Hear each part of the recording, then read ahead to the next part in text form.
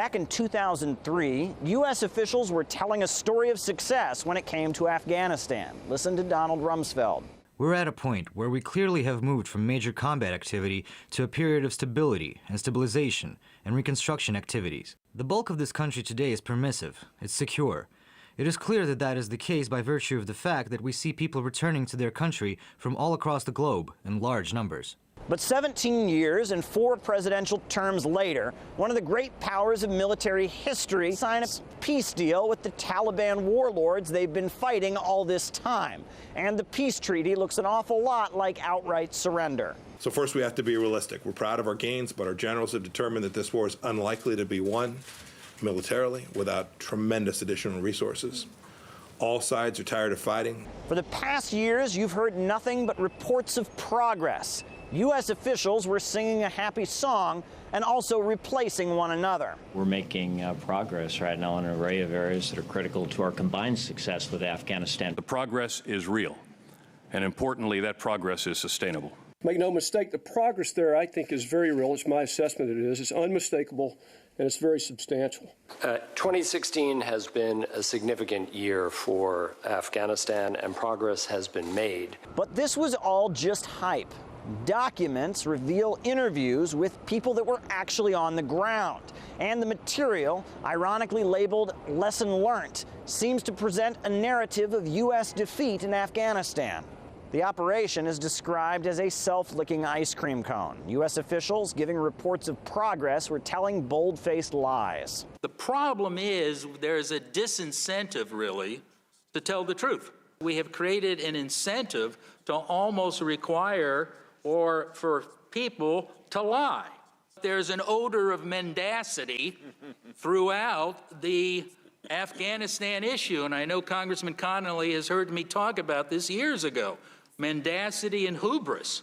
The original plan was to defeat al-Qaeda in Afghanistan and overthrow the Taliban that was sheltering al-Qaeda. All of that was arguably achieved. But then Washington moved on to the nation-building phase at a cost of billions of dollars. And at that point, it starts to look like no one had a clue what they were doing. What are we trying to do here? We didn't have the foggiest notion of what we were undertaking. There is a fundamental gap of understanding of the front end, overstated objectives and over-reliance on the military, and the lack of understanding of the resources necessary. And then the drones started flying. Many instances of success were recorded on that front, but in many instances things also went terribly wrong.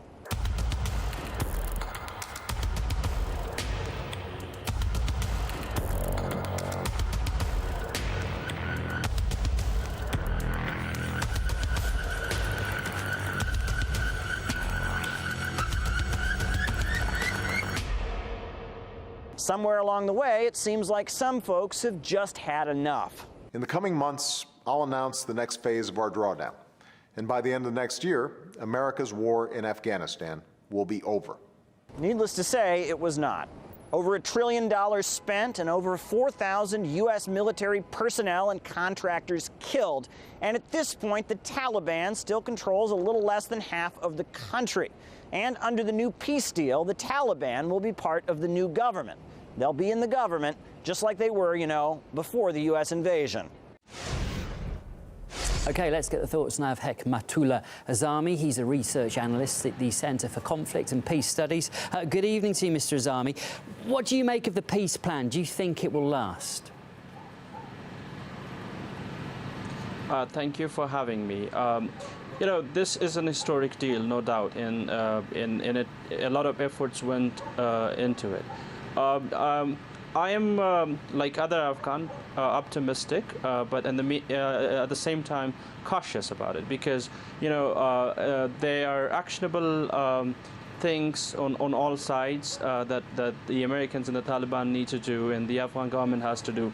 And if you look at the timeline, it really seems at some point unrealistic. For example, releasing up to 5,000 Taliban detainees from the Afghan custody by 10th March, which is 10 days from now, or preparing the Afghan government to sit across from the Taliban and negotiate and start the intra-Afghan dialogue, while we don't even have a proper negotiation team. And on the other side, like if you talk about Taliban going after transnational elements and jihadists that are seeking safe sanctuaries in Afghanistan, that also seems unrealistic because there are elements, hardcore elements within the group that will not allow that to happen. So I think that the deal is, and the deliverables are really difficult at some point to meet, but the fact that it's signed is a success, and I think the Americans and the Taliban, they wanted, both of them wanted this deal to happen.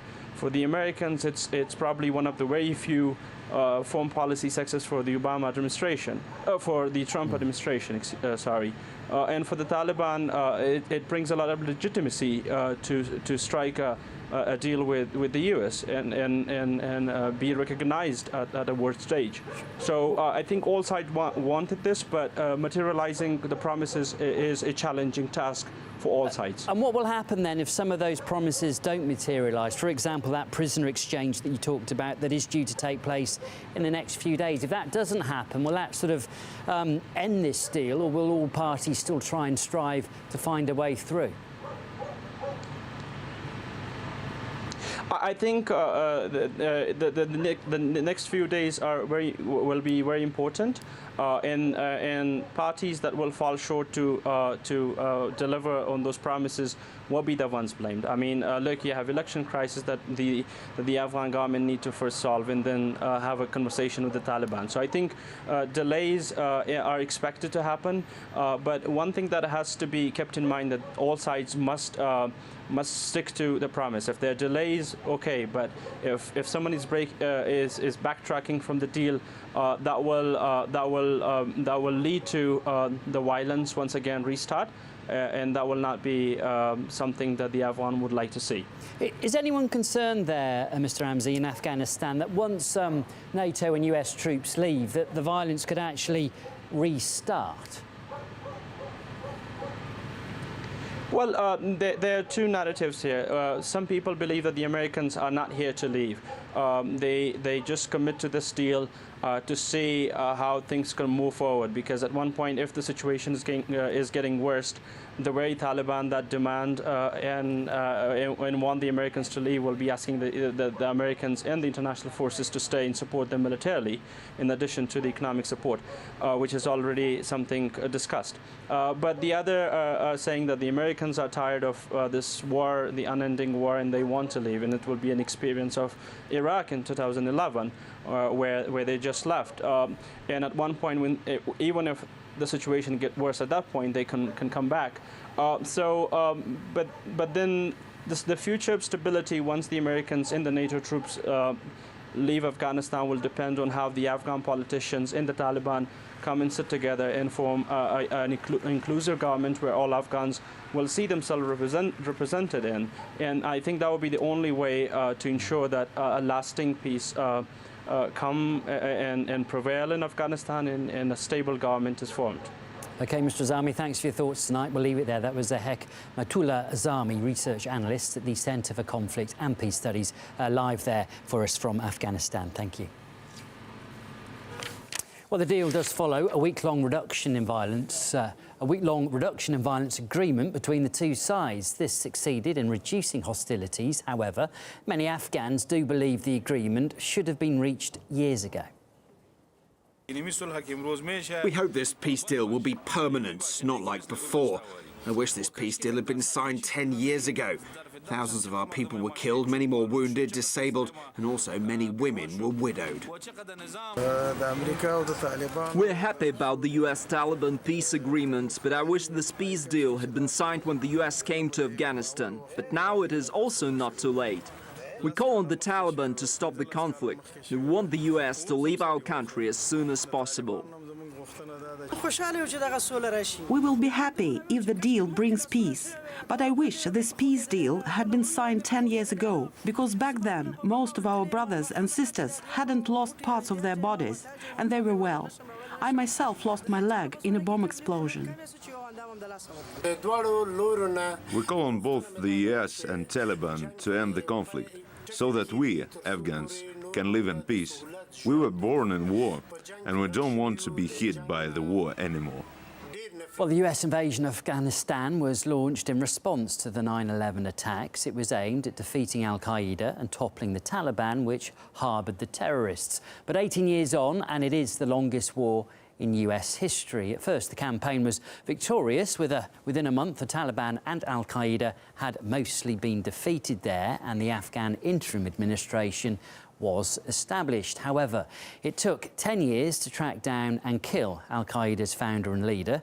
Washington still has thousands of troops deployed in Afghanistan, which do account for a half of all international troops there. We spoke to a 9/11 survivor who believes the long-lasting war is not the so-called justice they wanted. Well, it's a mixed feeling. Number one, because as a survivor of 9/11, we went there looking for Osama bin Laden, and their connection with the Taliban was basically that they were supporting al-Qaeda. But at the same time, you know, we killed Osama bin Laden many years ago. We shouldn't have been having this occupation for so long. As a survivor, I didn't need this. Actually, we didn't have, remember, when we went into war, we went two places. We went in Afghanistan and then we went to Iraq. And Iraq didn't have anything to do with 9/11, and they tried to sold us the idea that the Iraqi people were involved with that. It wasn't. So the same way of what we're doing right here in Afghanistan, we went there with a main purpose. That main purpose was change. As a survivor, I want the war to end, and not only because of the people that we lost, but of the people that were killed in the process, because there were many civilians that were killed in Afghanistan during our occupation of that country.